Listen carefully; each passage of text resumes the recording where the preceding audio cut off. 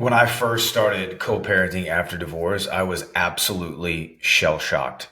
I was lost for words most of the time. I just felt like everything had been stolen from me, my kids, and I didn't know what in the world to do. I'm going to give you 2 years and some change on what I've learned in co-parenting process, real deal, brutal, honest, all of the stuff that you may have heard or whatever. I'm going to give you the faith driven approach of what this looks like, feels like, and then what you can do next so that you don't become a casualty, but that you conquer this thing. I don't take those words and use them lightly.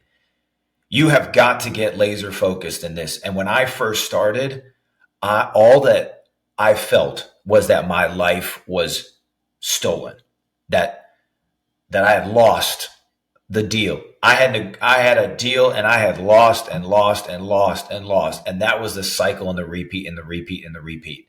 And I was at a loss for words. I was at a loss of what to do. I'm going to give you very practical things of how to get on track very quickly to change and transform your life, change and transform everything that you're looking and doing in the future. It will not only transform you, it's going to transform how you behave. It's got to come from the inside out. Remember this Proverbs 23:7. As a man thinketh in his heart, so is he. And I'm going to tell you, when at first, even the word co-parent to me, I was like, get the out of here. I am dad. You know what I'm saying? I am a man here. That's what I felt. Okay. However, I had to reframe that. I had to look at that differently. I could no longer look at it as what it was. I had to create what did I want it to be next? Who was I going to become? Was I going to become another co-parent dad, or was I going to say, you know what? I've got some time with my children and I'm going to dominate it. Let me share with you exactly what some of those things were. Because when I first started, a lot of the interactions, I wanted to win. I wanted to make my kids feel like they liked me more. And I quickly understood, and in addition to that, there was things that I was taking personally from them. They wanted to do things over here rather than with me. My kids were getting older. They weren't little kids anymore where I could control all of their behaviors and thoughts. No, like this was, emotionally, bullets going through me every single week. And I was trying to do whatever I could to not just be at peace, but then to lead. And until I did these things, nothing changed. Here's the first thing. Number one is you got to have a vision for yourself and where you're going. Otherwise, I say this nearly in every video, and it's just true. The reason why it's true is because if you don't set a clear path forward, if you don't, it's like getting in your car. If you don't punch in on ways where you're going, guess what? You don't know where you're going, especially if it's a new destination. How do I get there? How do I design this life? How do I design this man that I'm becoming?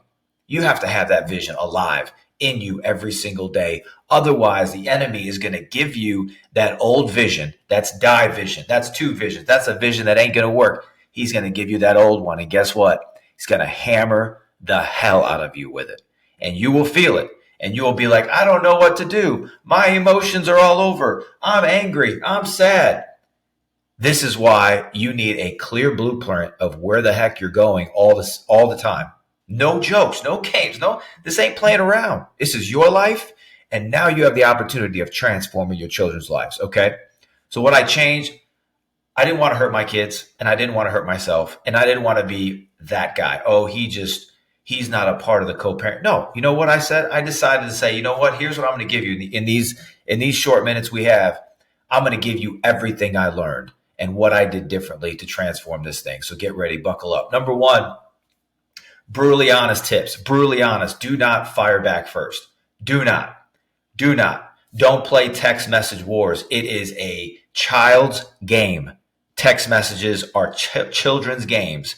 And when you initially set things up, set them up by email. You know why? Because your attorneys might need to see that one day. Don't get it lost in text messages. Have everything lined up in your email. Okay. And another thing, silence can be a powerful tool and maturity. Not everything is urgent in life. Not every request needs to be answered. Remember that. Take a step back and look at it and say, can this wait? Can I take 24 hours to respond? That will be a huge win and a huge way to move forward. Second thing, set clear boundaries. Clear. All right. Do not negotiate through your children. Ridiculous. Even if the other parent does, even if things aren't coming your way, you do not use those children as tools or pawns or any of this. They know what's going on. They are smarter than you think they are.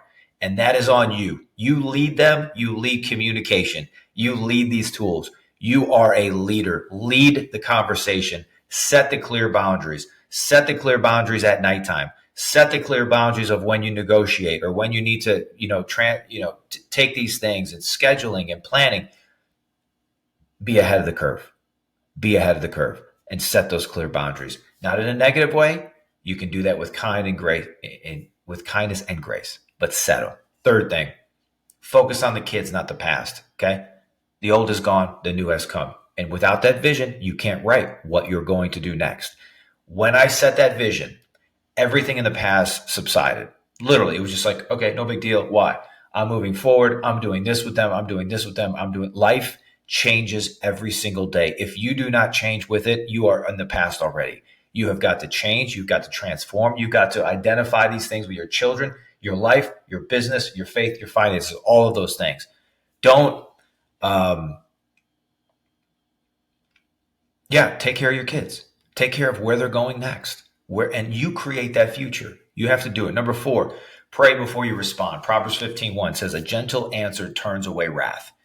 If you're hot, if you're bothered, I said this a little bit in the other one about your text messages, just pray. Just turn off your phone, pray, seek the Lord. A gentle answer will go way further. And you know what? Invite the Holy Spirit into the conversation. Invite, hey, Holy Spirit, do what only you can do. Right time, right place, right person. Do those things. Lastly, I said this before about vision, but your vision is this filter. It's the glasses. It's like if I put glasses on, I can see better now. I can see where I'm going. Why? I can see things. Use them. Use that thing for your vision. Send it through. How do you want your kids to respond? How do you want their day to go? These are the things that changed everything for me with co-parenting. Once I did this, everything changed. I was directional. I was focused. I was motivated. I was encouraged. My children were better. I was better. I was kinder. I was more gracious. I had the fruits of the Spirit alive in my life. And that is exactly what you need to do to get this thing going and leading it and leading co-parenting. Brutally honest about your co-parenting. Throw the term out. You are a dad. You are a parent.